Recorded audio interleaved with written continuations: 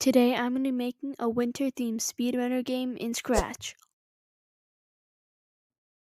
To start things off, I'm going to just upload a pixel Santa art that I totally didn't steal from the internet because I'm too lazy to make some pixel art.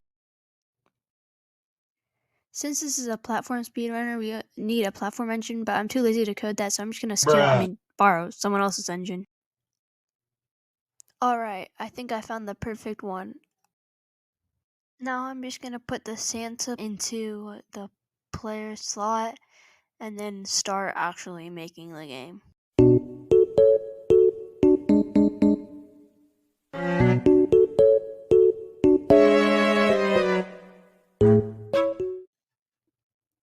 Okay, so basically what I did so far was make the big Santa small, make the background more winter-like, and I added pixel spikes that I actually made myself because I'm just that good at pixel art.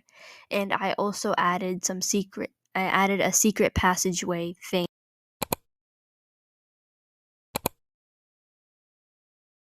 Honestly, this part's pretty boring, so let's just go ice, ground, spikes, and done. We have 10 beautiful, ugly levels.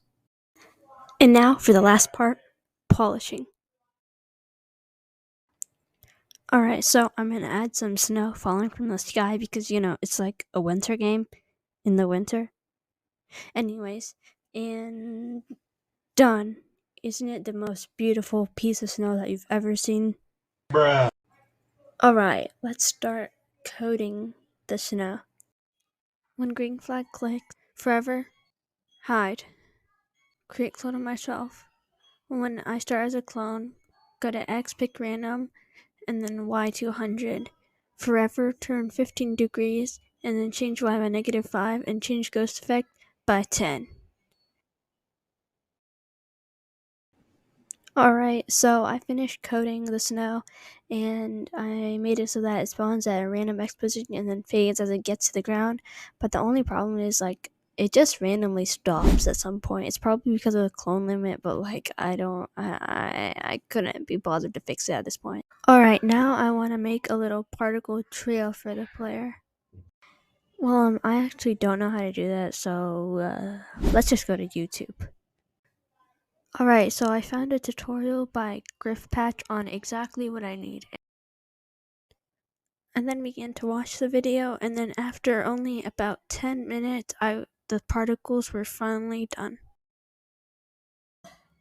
Okay, so I finished the particles, and they're looking pretty fine if you ask me. Now, this step should have been done earlier, but I finally got to make a timer, so the game is actually a speedrunning game. And I also made a variable that displays the final time after you reached the last level. But honestly, those two things just look pretty ugly, so we gotta make an actual counter for it. I don't know how to actually make a counter, so we're just gonna have to, again, maybe just, borrow someone else's. So I found this one by Shift Click Learn, and the costumes for it are pretty boring. So I'm gonna make it into a pixel font with a darker gray outline. So I made the timer increase by 1 every 0.1 seconds, and I put it in the top left corner. Alright, so I tried to make a Christmas tree myself with a Scratch pixel bitmap editor, but bro, what is that store? So I ended up just having to steal from the internet again.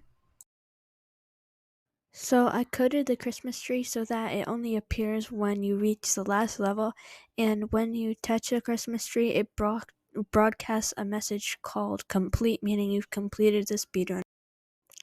The last thing I did to the game was add a little menu, so for when you touch the Christmas tree, this little menu pops up saying that you've completed a speedrunning game, and it displays your final time there, in the middle. And when you click the redo button, you can start and try to get a faster time. But there's this glitch where a bunch of snow falls when you press the restart button, but I'm just gonna. And with that, we have finally completed the Santa Speedrunner game. If you would like to play the game for yourself and try and beat the high score, you can play it in the link in the description.